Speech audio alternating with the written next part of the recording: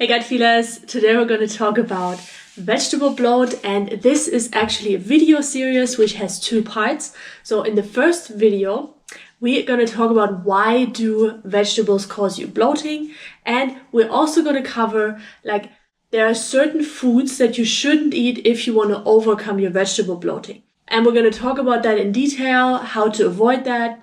And in the second part, which is a separate video, the second video series video, I'm going to give you the vegetables that are the most difficult to digest that you might want to replace for now with the other vegetables which are more easy to be digested and cause less bloating.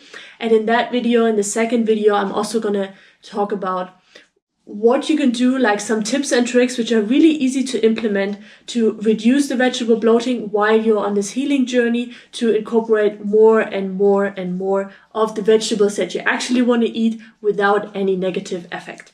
Guys, by the way, if you're new here, my name is Peggy from PeggySchirmer.com. This channel is called Gut Feelings, which is here to help you to tune into what your body really needs and not be so dependent on all the doctors and medications and all the people on YouTube, including me, but instead of learning you can trust your gut feelings so you can improve your digestion, but you can also improve your overall energy and your expression in life and how happy you are. It all belongs really together. So if you're not part of the Gut Feeler family yet, I highly encourage you to hit that subscribe button, turn on the notification bell. There's so much going on here in this community, and it's really about all of us contributing to this community, not just me talking here in front of the camera, because you are the expert for your own body.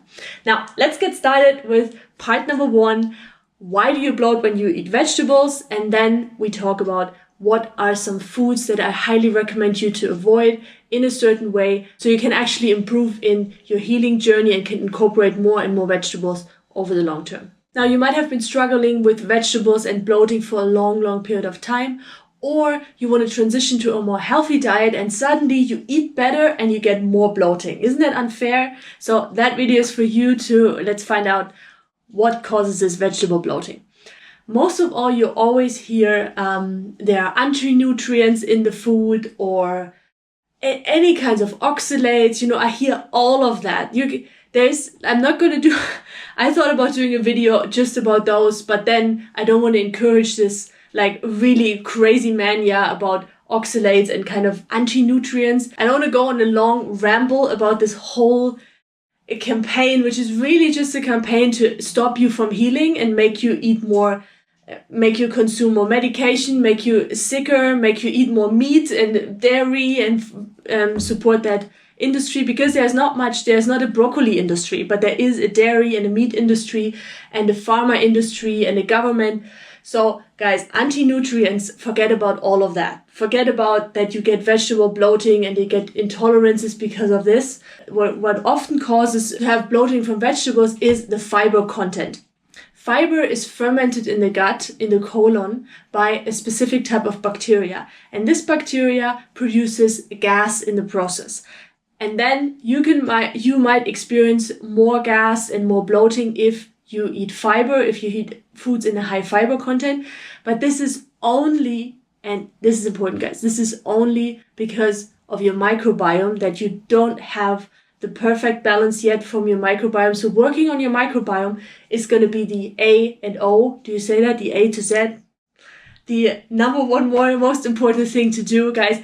I eat vegetables and fruits and all kinds of bloating stuff all day long, and I don't have any bloating anymore. I had a lot of bloating when I was a kid. I didn't even know that it was bloating, but that has subsided, so you can get there too. I'm 100% sure.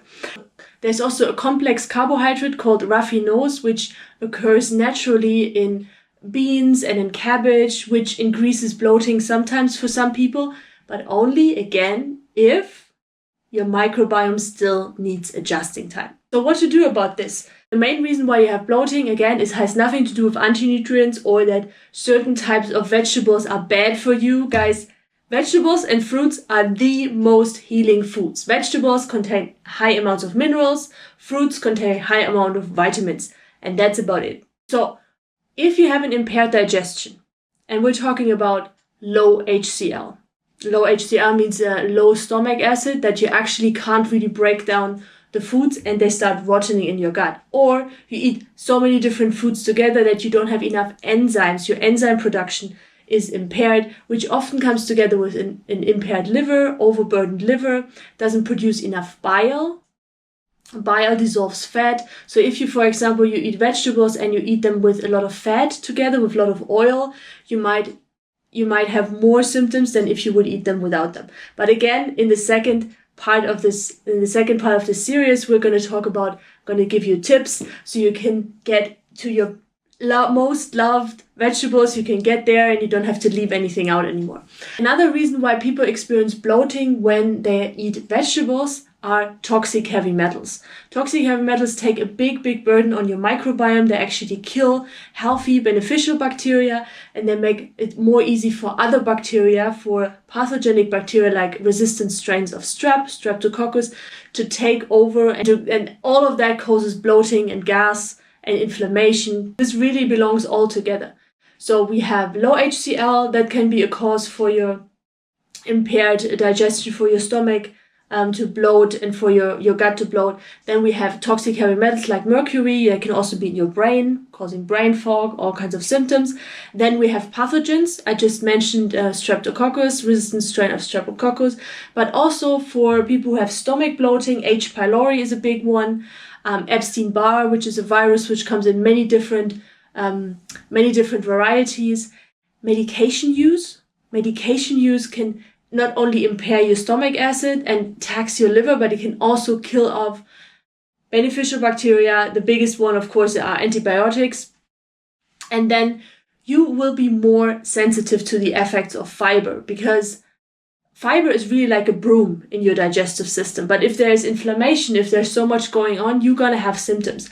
Guys, by the way, I've already recorded another video about bloating where I give you the 3 best anti-bloating hacks to help your body heal. So you might experience bloating not only from vegetables, but also from other foods. Make sure you watch that. I'm going to link that up here somewhere, and I'm also going to link it in the description under the video. Summary of this first part: why do you bloat when you eat vegetables? You have an impaired microbiome, your digestion is impaired, and this can come through different reasons. This can come through different causes: low HCl, low stomach acid, toxic heavy metals like mercury, pathogens like Epstein-Barr, H. pylori, streptococcus, and we also have the use of medication that are stored in the liver and they just get recycled and recycled again, that actually destroy your microbiome. Of course, things like stress, poor nutrition, you eat too fast and things like that, they all contribute, but those 4 are really the main reasons that you can actually work on as well. Now guys, before we come to the second part of this video, which is about which foods in general, not just vegetables, which foods in general should you avoid that actually trigger you to cause more bloating and impair your digestion more. Before we're going to come to that, I've got the question for you, question of the day. I would like you to tune into your body, to tune into your gut feelings, and feel into like, what is your reason for having problems with digesting vegetables or bloating in general? Where does it come from? What is your feeling? What causes this bloating? Take a moment, tune in. You can also pause this video now and then just give me one word or one sentence in the comments below. It's going to be very inspirational for other people, because we are all in this together. You know, you are not alone. Watching this, there are so many people struggling with this, me included when I was younger. If you just put bloating in on YouTube, you're not alone in this. So let's communicate, let's grow this community and support each other. Okay, question of the day. Let me know what do you feel from your gut feelings is the main reason for why you have problems with vegetables and have bloating. And by the way, guys, if you feel like, oh my God, this is all too much, you know, I want somebody to just tell me what to eat and I don't want to have this bloating anymore and I want to heal my gut as fast as possible and improve my microbiome, improve my stomach acid, just like a complete package, got something for you, because I get that question all the time. So I created a guide which is called the 1 week gut healing challenge, where I give you all the information how to reset your microbiome and to change to a more gut-friendly diet. You get a meal plan for that week. You get a shopping list so you can just tick off the boxes. You get all the recipes. They are simple to make, no fancy stuff, but they still taste good. And they are plant-based, 100% plant-based, no animal products. I'm also going to give you a protocol, which is a fun tracking protocol where you can actually see your progress, you can see your challenges and fill that out for it. It takes like 1 minute per day. And I'm going to give you lots of background information about those healing foods that I recommend and what they actually do for you, and clear up some of the myths. I'm at the moment in Panama and there's actually mist out here. So I'm going to clear up in that gut healing challenge. We're going to clear up some myths, which is a difficult word. For example, that potatoes are just empty carbs or things like that. They are not. Okay guys, so if you want to check that out, I'm going to link that also in the description below. And it's called the Gut Healing Challenge. There have been hundreds and hundreds of people trying that out and they have been very, very successful. Check it out. Let me know what you think. And now guys, let's come to part number 2. I've got 5 food groups for you that you should pay attention. Minimize the consumption as much as possible. If you can leave them out, even better. Number 1 are any kinds of fizzy drinks, so carbonated water or sugary drinks, Coca-Cola, the worst one. Number 2 is alcohol in general. Now, alcohol, guys, apart from that, is a neurotoxin. Yeah, this is like another subject with brain fog and people having like depression and anxiety and things like that. Alcohol kills beneficial bacteria in your stomach. Yeah, it's highly, highly toxic. Alcohol actually kills your microbiome. It kills the good bacteria. So if you want to improve your digestion, forget about alcohol. It's not, wine is not healthy, red wine is not healthy, red fresh grape juice, that's healthy. If you want to know more about that, I also have a video about red wine alternatives that you can watch and link it in the description below. Number 3, and this is really often overlooked, especially now that we talk about, oh, don't eat sugar, sugar is bad. And of course, high fructose corn syrup and this kind of industrialized sugar is not good for you. I don't recommend that. Fruits are great. Coca-Cola sugar, bad. But then the industry comes and says like, okay, well, people still want sweets. So what we're going to do is we're going to put any sweeteners in there. Artificial sweeteners like aspartame or sugar alcohols, which are also a problem for the liver and which are not good for your body. They are non-nutritive sweeteners. They're often found, for example, in candies, sugar-free gums, mints, even like chocolate, cookies. You know, when they say like sugar-free, that's when you want to do, okay, close your eyes and walk the other way. Don't eat this kind of sugar-free stuff. Maltitol, sorbitol is one. Alternatives would be much, much better, guys. Raw, organic, unfiltered honey, stevia, if it's a clean source. You don't want to, you look at the ingredients, you don't want to have like all kinds of fillers in there. It needs to be organic as well. Coconut sugar is good. Blue agave syrup, maple syrup, those things, like as natural as possible from plants. Much better alternative if you like it a little bit sweeter. 4th one, salty foods, guys. Salty foods, chips, French fries, you know it, crisps, all of that. And why they are a problem, this is also people don't really realize that your cells, they can actually bloat. So what a lot of salty foods do, even if they are Himalayan salt and sea salt, these are the salts that you should consume as a preference. You don't want to do like iodized like table salt. That's the worst. It actually attacks your thyroid, this kind of synthetic iodine. What happens if you eat a lot of salty food is that it causes your body to retain water. And your cells, your cells can actually bloat. So excess sodium can cause fluid retention. And fluid retention really is one of the major causes for bloating as well, apart from intestinal inflammation. So you want to make sure, and then you have dehydration, you have constipation, it all goes together with eating a lot of salty foods and having stomach bloating or gut bloating.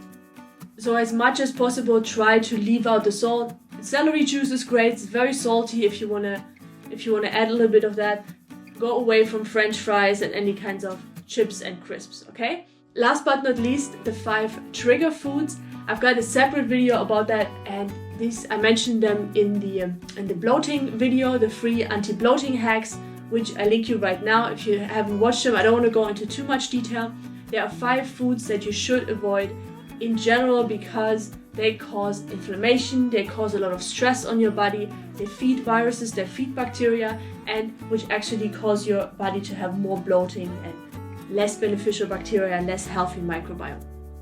Okay? Rinse and repeat the 5 foods that you should avoid as much as possible, and at least reduce if you can, fizzy drinks, carbonated drinks, sugary drinks, alcohol in any form, non-nutritive, this word, honestly, like sweeteners that don't contain any nutrients, and artificial sweeteners, which are the worst.